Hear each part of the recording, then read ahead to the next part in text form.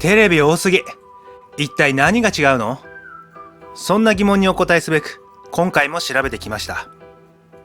本動画ではスペック表や口コミを参考に、大手5社のテレビの強み、弱みを解説していこうと思います。具体的な話をする前に、テレビの現状について触れておきます。テレビの種類は今大きく分けて2つあります。それは有機 EL テレビと液晶テレビです。画質的には黒の表現は有機 EL が、白の表現は液晶が得意です。ここらの改善は日夜進められていますが、白黒の明暗のコントラストをはじめとして、色、残像、視野角等を含めた総合的な画質は有機 EL が有利と感じている人が多いです。一方、液晶と比較して有機 EL の明確なデメリットは、まずは何といってもまだ高価なことと、改善してきているようですが、原理上焼き付きの問題があること、明るさが液晶に及ばないことです。今回ご紹介しますのはこの液晶テレビになります。テレビの中でも売れ筋が一番良さそうな40インチ以上のテレビの大手のラインナップは、すでにフル HD の 2K から 4K、8K へと置き換わっています。この 2K や 4K というのは解像度のことで、ディスプレイ内の小さな点の数を表しています。映像はこの点で描かれており、同サイズのディスプレイであれば、点が多い方がより細やかな綺麗な映像が楽しめます。ただ、人間の目にも限界があり、ある細かさ以上は認識できません。8K テレビは点が細かすぎて、その解像度を家庭用テレビで活かすには、100インチほどの画面の大きさが必要だと言われています。そのため、解像度は頭打ちだという意見も多いです。今回はバランスの良い 4K テレビについて解説していきます。それでは早速大手5社、ソニー、シャープ、パナソニック、東芝、ハイセンスの比較をしていきましょう。項目はパネル、同時録画番組数、倍速駆動、色再現、価格、口コミ、レビューサイトの満足度の7項目に絞り、各メーカーの強み、弱みを解説していきます。まずはパネルです。各社の上位機種のメインパネルを記しています。実はパネルには大きく分けて3種類あります。それぞれ TN パネル、VA パネル、IPS パネルと言います。特徴をざっくり説明しますと、TN パネルはこの3方式の中で最も安い代わりに、色味、視野角、コントラストは最も悪いです。今回ご紹介するテレビにはありませんが、格安モデルや応答速度が最も速いことから、ゲーミングモニターとして採用されるケースが多いです。VA パネルは2番目に安い液晶です。他の方式と比較してコントラストが魅力です。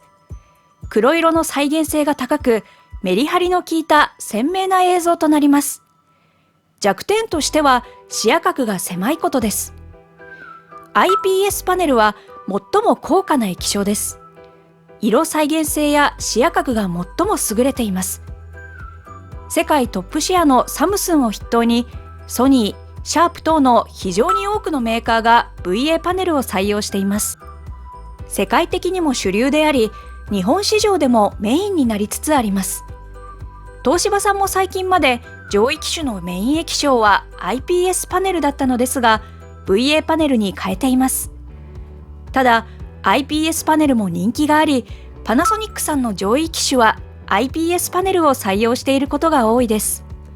実際の映像の見え方は、良質な IPS パネルはパネル自体の改善やバックライトの工夫等で弱点のコントラストを高めており、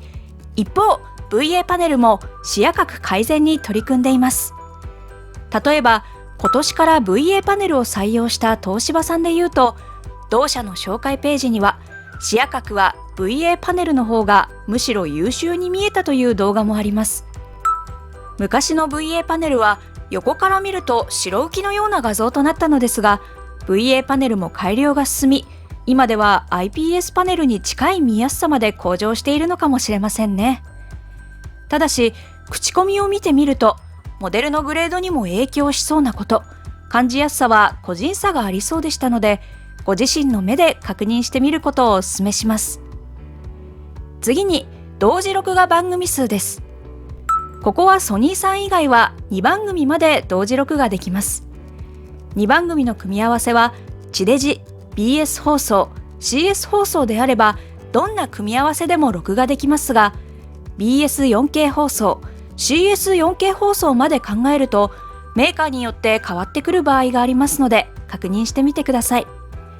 口コミでは、ソニーさんの2番組同時録画機能を望む声がちらほらありました。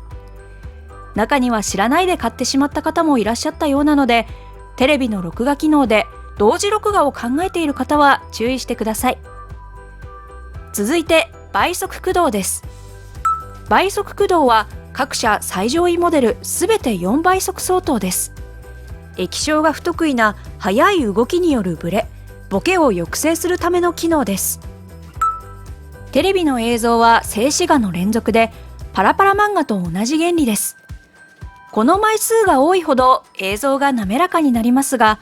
動きが速い映像ほどコマ間の差が大きくなり残像となります。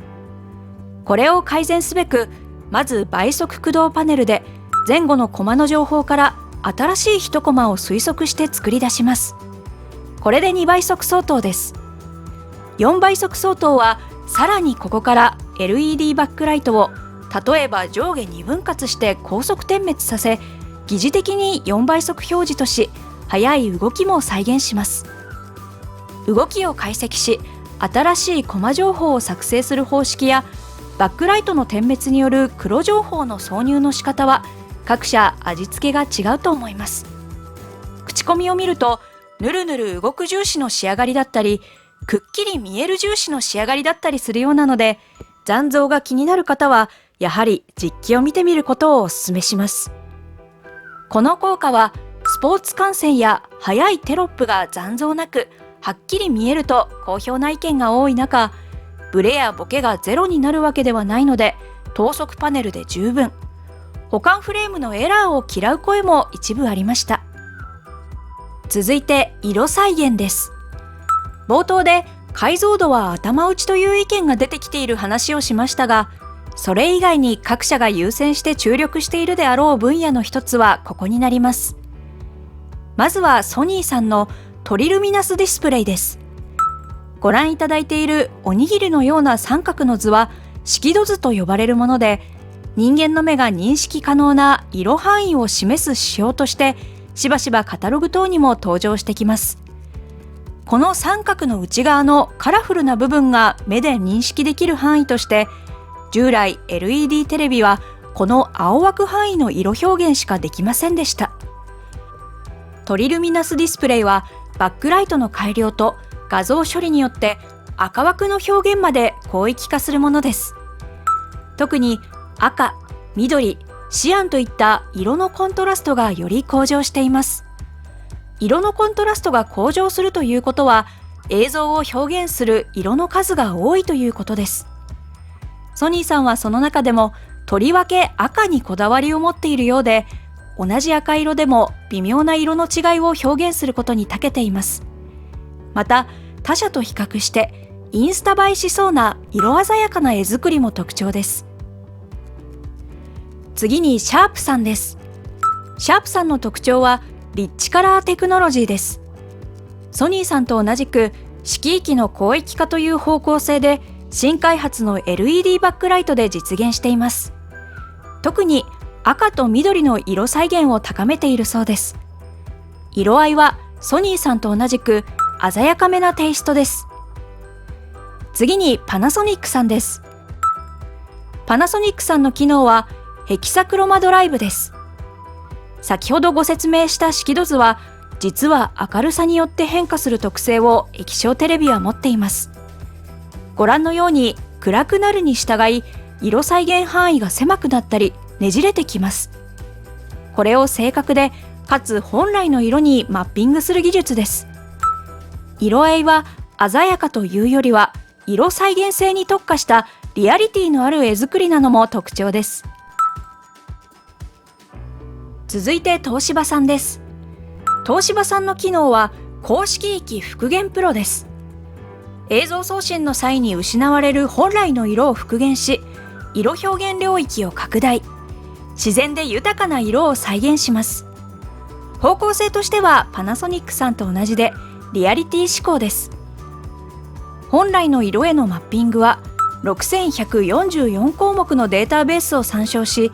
64個の色軸によってオリジナルに近い自然な色を再現します。色合いも自然で目に優しい絵作りが特徴となります。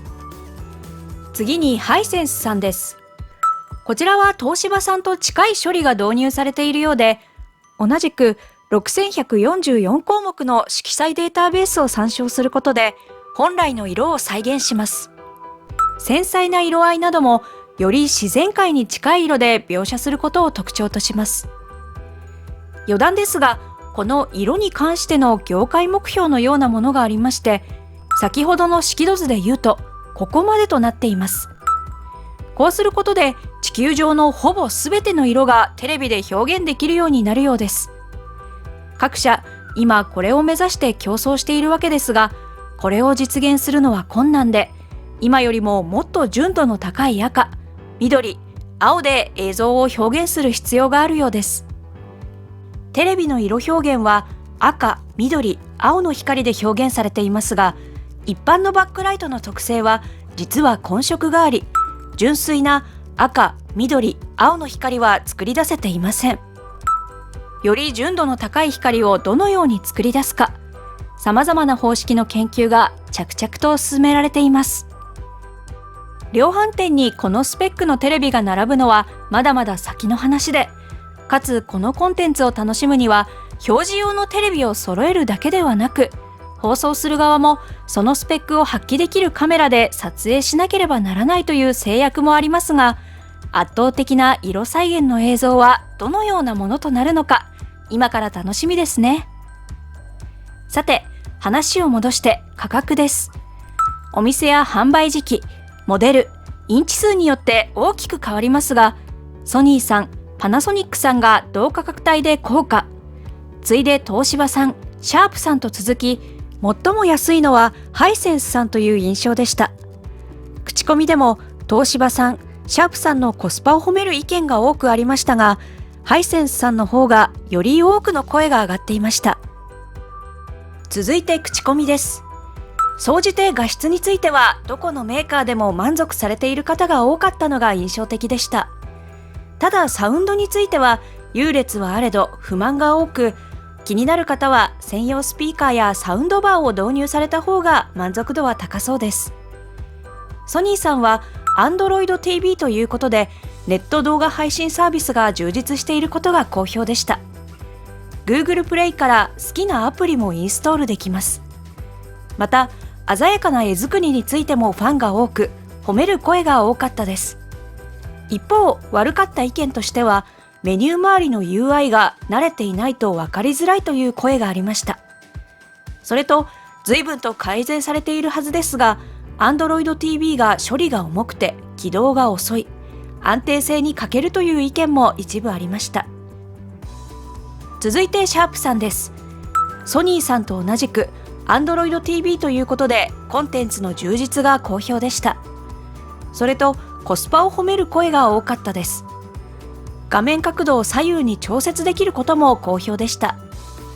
悪かった意見はソニーさんと同じく Android TV の弊害かレスポンスが少し遅い、残像抑制処理がソニーさんやパナソニックさんと比べて少し見劣りするという意見が一部にありました。パナソニックさんは操作性、視野角を褒める声が多かったです。一方、悪かった意見としては番組表が少し見づらいくらいで目立った不満点が少なかったことが印象的でした。続いて東芝さんです。最上位機種だけですが6番組を数日分録画し続けるタイムシフトマシンが非常に好評で、これだけのために購入する方もいらっしゃるようです。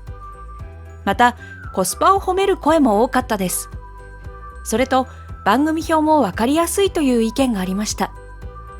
一方、悪かった意見としては、モデルによっては斜めから見ると白っぽくなるという声が多かったように感じました。感じ方は個人差があると思いますので、確認しておいた方が良さそうです。次にハイセンスさんです。なんといってもコスパを褒める声が圧倒的でした。東芝さんの画像処理技術を適用し、画質で他社との大きな差はもはやないという意見も多く、その高性能なテレビがお安く購入できるとしてコスパが購入動機となっているようでした。悪かった意見としては、東芝さんと同じく斜めから見ると白っぽくなるように見える、あとはリモコンの応答が若干遅いと感じるという声が一部にありました。最後に満足度です。これは現モデルから1個前のモデルまでの各メーカー上位機種を対象とした5点満点の満足度平均点数です。各社非常に高い点数で、どのメーカーのテレビでも満足できると思われる中、ハイセンスさんが満足度的には一番高かったです。若干複雑な気持ちもありますが、やはり安くていいものは強いんだなと感じます。さて、テレビは機能が多すぎてご紹介できてない項目はたくさんあるのですが、各社の特徴についてざっと比較しました。今回ご紹介した内容を踏まえ、量販店等で最終確認をしてみてください。最終確認で思ってたのと違ったという意見が多かったのが2点ほどありましたのでご紹介します。1つ目はメニュー周りの UI。よく使う機能はどのように操作したらいいのか、リモコンで操作してみてください。実はリモコンのボタンや録画方法が分かりづらい、番組表が見づらい等あるようです。映像の綺麗さだけで決めず、よく使う機能は確認しておくことをお勧めします。2つ目は画面の明るさや色。これは失敗というよりかアドバイスなのですが、量販店で映像を見て決めたとして、家で見てみるとなんかちょっと違うなんてことが実はよくあるみたいです。量販店の電気の明るさが家とは違って印象が異なることが主要因かと思いますが、例えばテレビが明るすぎたら明るさを、色合いがきつかったら色合いを調整することがテレビにはできますので、そういった場合は調整してみてください。さて、今回の動画はこれで終わりです。本動画が参考になったっていう方、もしくは嫁さんナレーションうまくねって思った方は高評価、チャンネル登録の方よろしくお願いします。それでは最後までご視聴ありがとうございました。次回の動画でまたお会いしましょう。